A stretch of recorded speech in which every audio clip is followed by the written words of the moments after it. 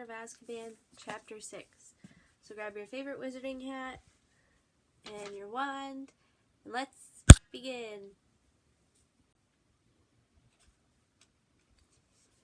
Most of the class backed further away in answer. Even Harry, Ron, and Hermione had misgivings. The hippogriffs were tossing their fierce heads and flexing their powerful wings. They didn't seem to like being tethered like this. No one? Hagrid said with a pleading look. I'll do it, said Harry. There was an intake of breath from behind him, and both Lavender and Parvati whispered, Oh no, Harry, remember your tea leaves. Harry ignored them. He climbed over the paddock fence. Good man, Harry, roared Hagrid. Right then, let's see how you get on with Buckbeak. He untied one of the chains, pulled the hippogriff away from its fellows, and slipped off its leather collar. The class on the other side of the paddock seemed to be holding its breath. Malfoy's eyes were narrowed maliciously. Easy now, Harry. Hagrid said quietly, You've got eye contact. Now try not to blink. Hippogriffs don't trust you if you blink too much. Harry's eyes immediately began to water, but he didn't shut them. Buckbeak had turned his great sharp head and was staring at Harry with one fierce orange eye. That's it, said Hagrid. That's it, Harry. Now bow. Harry didn't feel much like exposing the back of his neck to Buckbeak, but he did what he was told. He gave a short bow and then looked up. The hippogriff was still staring haughtily at him. He didn't move. Ah, said Hagrid, sounding worried. Right, back away now, Harry. Easy does it. But then, to Harry's enormous surprise, the hippogriff suddenly bent its scaly front knees and sank into what was an unmistakable bow. Well done, Harry, said Hagrid, ecstatic. Right, you can touch him. Pat his beak. Go on. Feeling a better reward would have been to back away. Harry moved slowly toward the hippogriff and reached out toward it. He patted the beak several times, and the hippogriff closed its eyes lazily, as though he was enjoying it. The class broke into applause, all except for Malfoy, Crabbe, and Goyle, who were looking deeply disappointed. Right then, Harry, said Hagrid. I reckon he might let you ride him. This was more than Harry had bargained for. He was quite used to the broomstick, but wasn't sure a hippogriff would be quite the same. Yep, climb up there, just behind the wing joint, said Hagrid, and mind you, don't pull any of his feathers out. He won't like that. Harry put his foot on the top of Buckbeak's wing and hoisted himself onto its back. Buckbeak stood up. Harry wasn't sure where to hold on. Everything in front of him was covered with feathers. Go on, roared Hagrid, slapping the hippogriff's hindquarters. Without warning, 12-foot wings flapped open on either side of Harry. He just had time to seize the hippogriff around the neck before he was soaring upward. It was nothing like a broomstick, and Harry knew which one he preferred. The hippogriff's wings beat uncomfortably on either side of him, catching him under his legs and making him feel like he was about to be thrown off. The glossy feathers slipped under his fingers, and he didn't dare get a stronger grip. Instead of a smooth action of his Nimbus 2000, he now felt himself rocking backward and forward as the hind quarters of the hippogriff tossed and fell with its wings. Buckbeak flew him once around the paddock and then headed back to the ground. This was the bit Harry had been dreading. He leaned back as the smooth neck lowered, feeling he was going to slip off the beak, then felt a heavy thud as all four ill-assorted feet hit the ground. He just managed to hold on and push himself straight again. Good work, Harry, roared Hagrid, as everyone except Malfoy, Crabbe, and Goyle cheered. Okay, who else wants to go? Emboldened by Harry's success, the rest of the class climbed cautiously into the paddock. Hagrid untied the hippogriffs one by one, and soon people were bowing nervously all over the paddock. Neville ran repeatedly backward from his, which didn't seem to want to bend its knees. Ron and Hermione practiced on the chestnut while Harry watched. Malfoy, Crabbe, and Goyle had taken over Buckbeak. He had bowed to Malfoy, who was now patting his beak, looking disdainful. "This is very easy," Malfoy drawled, loud enough for Harry to hear him. "I knew it must have been if Potter could do it. I bet you're not dangerous at all, are you?" he said to the Hippogriff. You great ugly brute."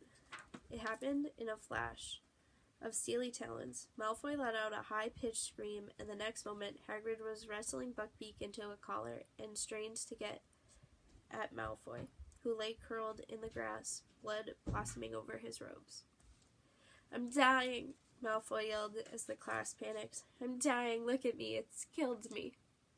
"You're not dying," said Hagrid, who had gone very white. "Someone help him, gotta get him out of here."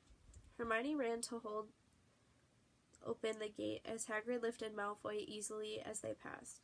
Harry saw that there was a long, deep gash on Malfoy's arm, blood splattering the grass, and Hagrid ran with him up the slope toward the castle. Very shaken, the Care of Magical Creatures class followed at a walk.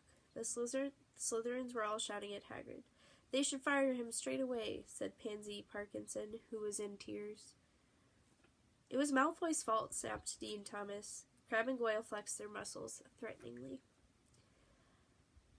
"I'm going to see if he's okay," said Pansy, and they all watched her run up the marble staircase. The Slytherins, still muttering about Hagrid, headed away in the direction of their dungeon common room.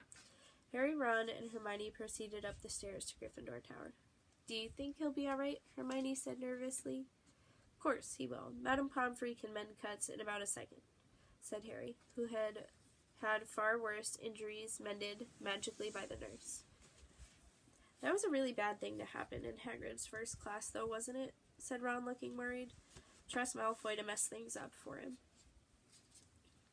They were among the first to reach the Great Hall at dinner time, hoping to see Hagrid, but he wasn't there. "They wouldn't fire him, would they?" said Hermione anxiously, not touching her steak and kidney pudding. "They'd better not," said Ron, who wasn't eating either. Harry was watching the Slytherin table. A large group, including Crabbe and Goyle, was huddled together in deep conversation. Harry was sure they were cooking up their own version of how Malfoy had been injured. "Well, you can't say it wasn't an interesting first day back," said Ron gloomily. They went up to the crowded Gryffindor common room after dinner and tried to do the homework Professor McGonagall had given them, but all three of them kept breaking off and glancing out of the tower window. "There's a light on in Hagrid's window," Harry said suddenly. Ron looked at his watch. "If we hurry, we could go down and see him. It's still quite early." "I don't know," Hermione said slowly, and Harry saw her glance at him. "I'm allowed to walk across the grounds," he said pointedly. "Sirius Black hasn't got past the Dementors yet, has he?" So they put their things away and headed out of the portrait hole, glad to meet nobody on their way to the front door, as they weren't entirely sure what they were supposed to be out. The grass was still wet and looked almost black in the twilight. When they reached Hagrid's hut, they knocked, and a voice growled, "Come in." Hagrid was sitting in his shirt sleeves at his scrubbed wooden table. His boarhound Fang had his head in Hagrid's lap. One look told them that Hagrid had been drinking a lot. There was a pewter tankard almost as big as a bucket in front of him. He seemed to be having difficulty getting them into focus. "'Spect it's a record," he said thickly as he recognized them. "Don't reckon they've ever had a teacher who lasted one day before." "You haven't been fired," Hagrid gasped Hermione. "Not yet," said Hagrid miserably, taking a huge gulp of whatever was in the tankard. "But it's only a matter of time, isn't it? After Malfoy." "How is he?" said Ron, as they all sat down. "It wasn't serious, was it?" "Madame Pomfrey fixed him best she could," said Hagrid, dully. "But he's saying it's still agony, covered in bandages and moaning." "He's faking it," Harry said at once. "Madame Pomfrey can mend anything. She regrew half my bones last year.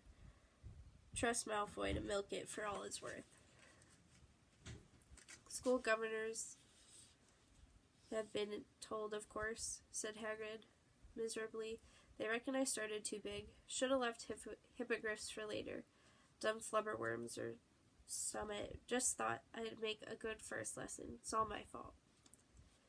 "It's all Malfoy's fault, Hagrid," said Hermione earnestly. "We're witnesses," said Harry. "You said hippogriffs attack if you insult them. It's Malfoy's problem that he wasn't listening. We'll tell Dumbledore what really happened. You don't worry, Hagrid. We'll back you up, said Ron. Tears leaked out of the crinkled corners of Hagrid's beetle black eyes. He grabbed both Harry and Ron and pulled them into a bone-breaking hug. I think you've had enough to drink, Hagrid, said Hermione firmly. She took the tankard from the table and went outside to empty it. Ah, maybe she's right, said Hagrid, letting go of Harry and Ron, who both staggered away, rubbing their ribs. Hagrid heaved himself out of his chair and followed Hermione unsteadily outside. They heard a loud splash. What's he done? Said Harry nervously as Hermione came back in with an empty tankard. Stuck his head in the water barrel, said Hermione, putting the tankard away.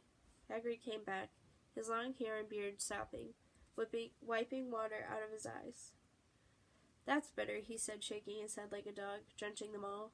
Listen, it was good of you to come and see me. Hagrid stopped dead, staring at Harry as though he'd only just realized he was there. What do you think you're doing, eh? He roared, so suddenly that they all jumped a foot in the air. You're not to go wandering around after dark, Harry. And you too, letting him. Hagrid strode over to Harry, grabbed his arm, and pulled him to the door. Come on, he said angrily. I'm taking you all back up to school. And don't let me catch you walking down here to see me after dark again. I'm not worth that. Thanks for joining me for Chapter 6 of Harry Potter and the Prisoner of Azkaban. See you all back here for Chapter 7.